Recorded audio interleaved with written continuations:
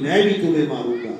यही श्राप बाली को कृष्ण जी के सामने ले गया और वहां पर उन्होंने तीर मारा, कृष्ण जी के पैर में तीर लगा और शरीर का नाश हो गया। तो क्या कृष्ण जी का नाश हो गया? कृष्ण जी का नाश नहीं होता कभी, क्योंकि कृष्ण जी शरीर नहीं है, कृष्ण जी एक आत्मा है। इसको समझना है। राम जी जब पूरी लीला करके गए तो शरीर का क्या हुआ? कहां गया शरीर? सरयू नदी में जल समाधि ली राम जी ने, शरीर को पानी में गला के खत्म करवाया। तो किसकी पूजा कर रहे हैं हम? जिसको पानी गला सकता है। और करनी किसकी थी? जिसको पानी छू भी नहीं सकता, उसकी पूजा करनी थी। लेकिन हमें कोई बताने वाला मिला नहीं, तो हम कृष्ण जी के बिल्कुल उलट कार्य करते चले गए। जो जो कृष्ण जी ने बोला गीता में, ये नहीं करना, ये नहीं करना, ये नहीं करना, वही सब हमें धर्म के नाम पे पढ़ा दिया। ये भी करो, ये भी करो, ये भी करो। इसलिए अब दोबारा से हमें गीता उठानी पड़ेगी। देखो, गीता को भी घर में पहुंचने से रोका गया।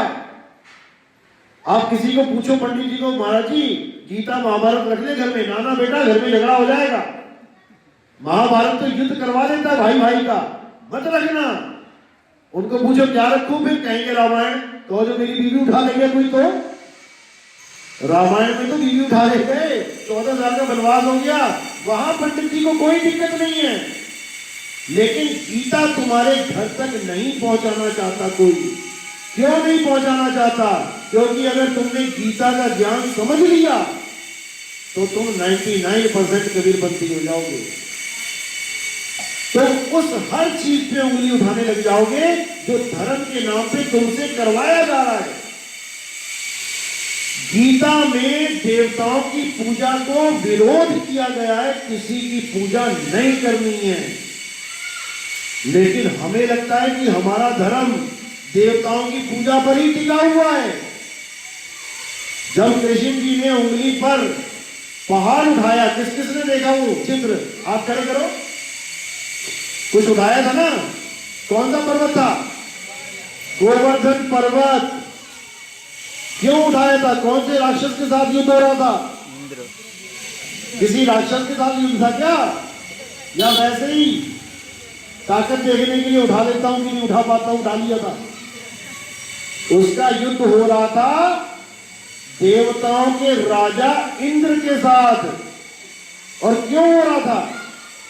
क्योंकि कृष्ण जी ने उस वक्त सब लोगों को बोल दिया कि कोई भी देवताओं की पूजा नहीं करेगा। क्यों नहीं करेगा? क्योंकि कृष्ण जी शुरू से ही देवताओं के खिलाफ थे। वो कहते थे कि आत्मा को जानो, मनुष्य चोला मिला है तो अपनी आत्मा को पहचानो, आत्मा नित्य है, शाश्वत है।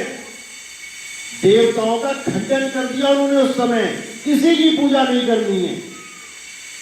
तो देवराज इंद्र ने क्या किया? मूसलाधार बारिश करवा दी कि मेरी पूजा नहीं करोगे तो मरो। लेकिन उसको नहीं पता था कि सामने कौन सी ताकत खड़ी है।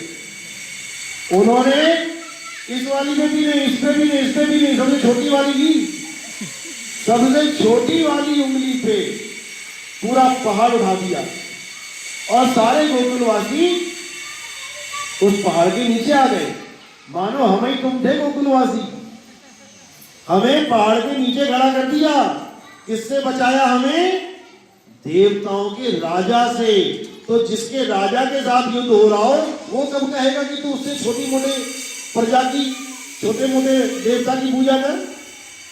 जब हमारा प्रधानमंत्री किसी देश के प्रधानमंत्री से लड़ रहा है तो उसके एमएलए और उसके सीएम को क्यों पूजे हम? वो कब कहेगा कि उसके एमएलए और एमपी की पूजा करो? लेकिन हमसे सारे बुझवा दिए, शनि देव तक नहीं छोड़ा, लाइन से बुझवा दिए सारे। बस यही गलती करी हमने। हम नहीं समझ पाए कि हमने करना क्या था। यानी मेरे पिताजी जिस पड़ोसी के साथ लड़ते रहे, मेरे बच्चों को उन्हीं के बच्चे बुझवा दिए। अब नहीं, अब हमने दोबारा से गीता को उठाना है। दोबारा से हमने गीता को पढ़ना है और गीता से समझना है कि हमने करना क्या है। गीता से आपको इतना तो समझ में आ जाएगा कि हमने क्या नहीं करना है।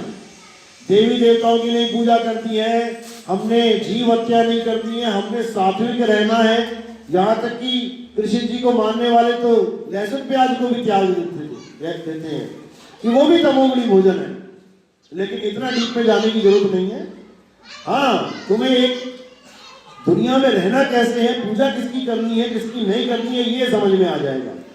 लेकिन जो असली चीज है कि हमने देवी देवताओं को छोड़ दिया, ठीक है, सारे देवी देवताओं को छोड़ दिया, अब करें क्या,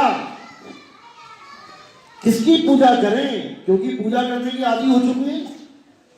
अब करें तो करें क्या, उसके लिए गीता अध्याय 4 34वां श्लोक क्या कहता है कि तुम किसी ऐसे गुरु की शरण में जाओ जिसने सत्य रूपी आत्मा को जान लिया है, वो तुम्हें तुम्हारी ही आत्मा की पूजा करवा देगा। क्योंकि राम जी की आत्मा, हनुमान जी की आत्मा, शंकर जी की आत्मा को कहां ढूंढोगे जाके? अब वो कहां विराजमान है? तुम्हारी आत्मा में। जैसे इस दुनिया में जितने भी पंखे हैं, पंखे मानो शरीर, वो सब एक करंट से चल रहे हैं। अब तुम अमेरिका में जो पंखा है उसको जानने के लिए किससे चल रहा है तो अमेरिका जाओगे क्या? इंग्लैंड में जो पंखा चल रहा है उसको जानने के लिए इंग्लैंड में जाओगे क्या? नहीं, अपने ही पंखे को हाथ लगा के देख लेना जहां पे करंट की तार हो, तुम्हें सारी दुनिया के पंखों के करंट का ज्ञान हो जाएगा जब एक झटका लग जाएगा बढ़िया वाला। वही झटका सारी दुनिया के पंखे चला रहा है। इसी प्रकार जब तुम अपनी आत्मा को जान लोगे तब ऐसा झटका लगेगा कि तुम्हें सारी दुनिया में जो आत्मा व्याप्त है सबकी खबर आ जाएगी कि ये मुर्दा शरीर कैसे चल रहा है, ये मुर्दा पंखा कैसे चल रहा है, उस आत्मा का बोध हो जाएगा। बस यही तुम्हारी भक्ति है। फिर जब अंत समय आएगा तो क्या करना है? खूब जोर जोर से रोना है। रोना है क्या? नहीं रोना है।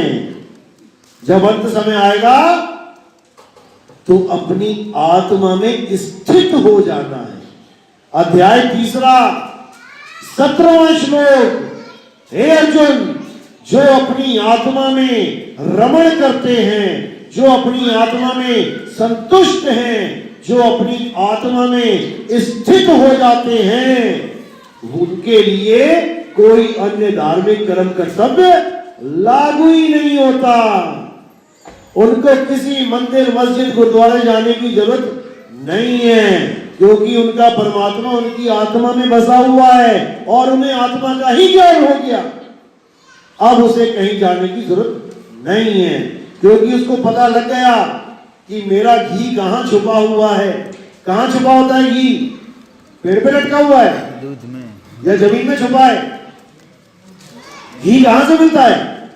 दूध में।